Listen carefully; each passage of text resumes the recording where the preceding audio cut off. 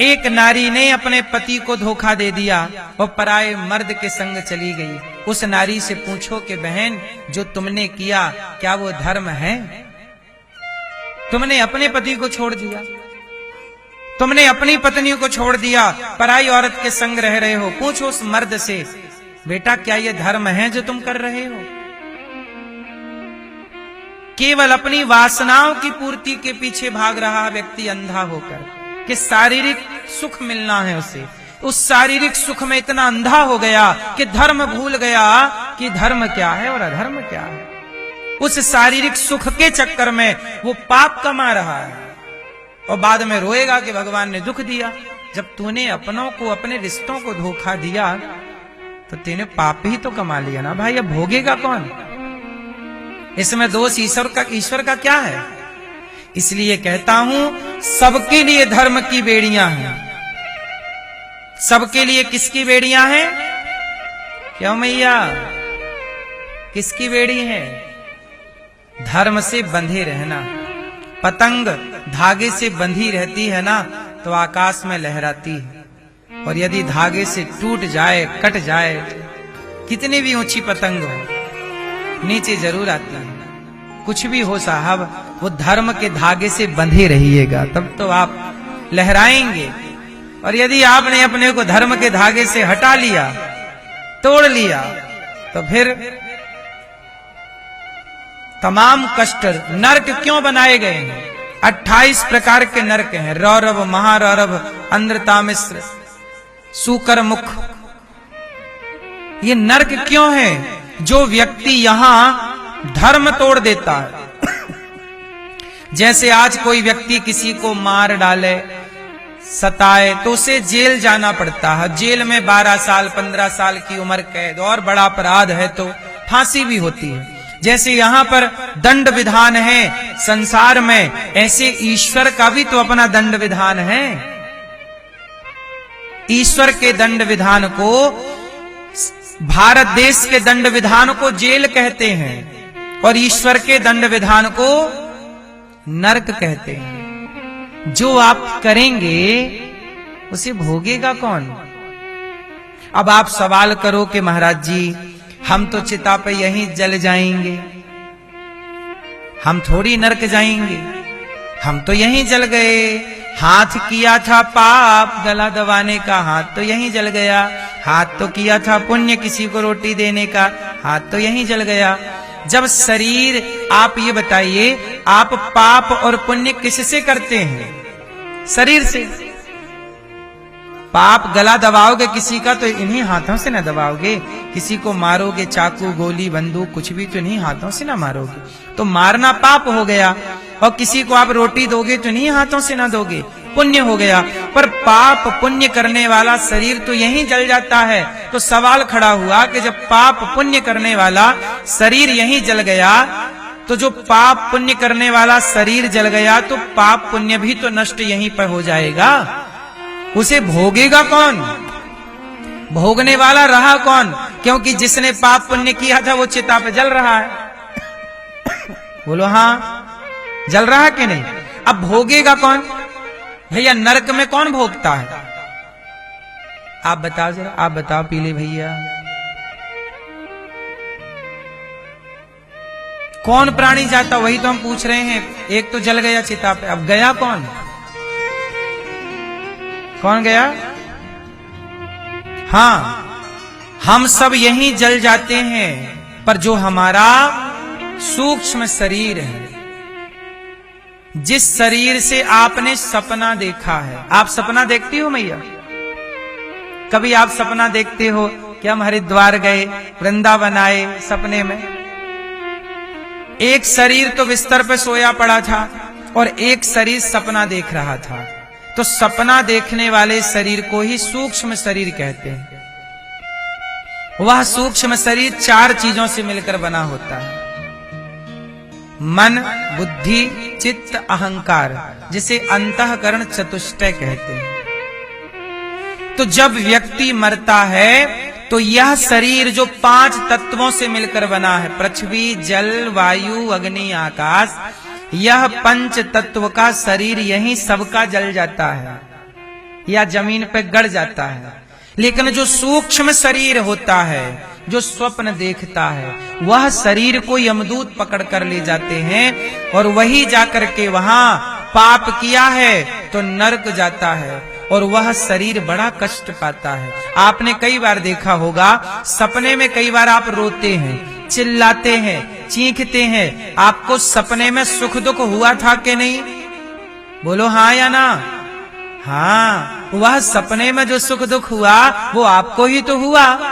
वही जाएगा वहां नरक का दुख भोगने और वही स्वर्ग का सुख भोगता है। वही आप हैं। आप कौन है? वही हैं आप, वही हैं आप।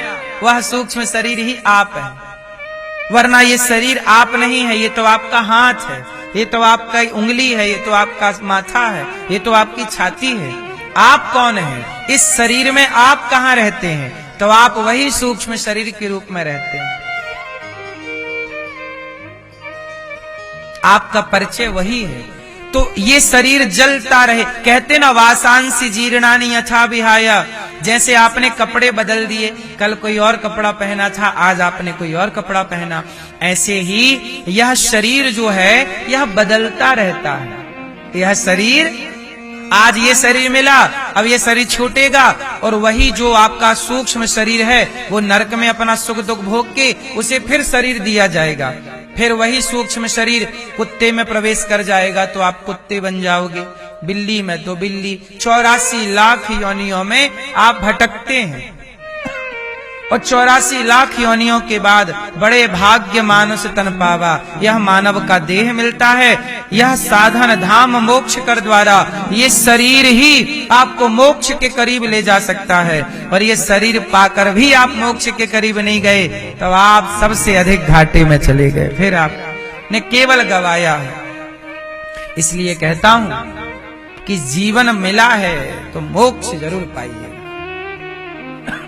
बात समझ में आई कि नहीं? मोक्ष के पास जरूर पहुंचिएगा। अच्छे कर्म ही आपको ले जाएंगे। इसलिए हम जो भोगते हैं नरकों में सुख दुख, वह हमारा सूक्ष्म शरीर होता है। इसलिए पाप से बचिएगा, कोई भी पाप ना हो और अपने कर्तव्यों को ईमानदारी से कीजिए। तो शिक्षा 4 तरह की होती है। पहली शिक्षा धर्म की, पहली शिक्षा धर्म पढ़ाओ बच्चों को। दूसरा अर्थ, धर्म से अर्थ कमाना चाहिए। अर्थ मतलब पैसा, धर्म से पैसा कमाओ। तो दूसरी शिक्षा अर्थ की, धर्म अर्थ। और जब अर्थ आएगा तो कामनाएं पूरी होंगी, और कामनाएं पूरी हो जाएंगी तो मोक्ष, फिर वह व्यक्ति मोक्ष का अधिकारी हो जाएगा। ये 4 तरह की शिक्षा है सनातन की, धर्म की, अर्थ की, काम की और आपने जीवन में सब कुछ प्राप्त किया। अब जैसे आपने सुना होगा हमारे सनातन में पहले के राजा लोग राजा होते थे, लेकिन आखिरी टाइम राज सिंहासन छोड़ छाड़ के जंगल जाके चिंतन करते थे। क्यों? क्योंकि धर्म किया जीवन भर, अर्थ कमाया, कामनाओं की पूर्ति राजा महाराजाओं ने की, और आखिरी में यदि आपने मोक्ष नहीं पाया तो सब कुछ पाना बेकार हो गया। इसलिए चौथा मोक्ष है। और आज के युग में 3 तरह, आज के युग में केवल 2 तरह की शिक्षाएं बची हैं। आज क्या स्कूलों में क्या पढ़ाते हैं? अर्थ और काम। आज स्कूल में जितनी भी पढ़ाई है वो अर्थ पर टिकी है।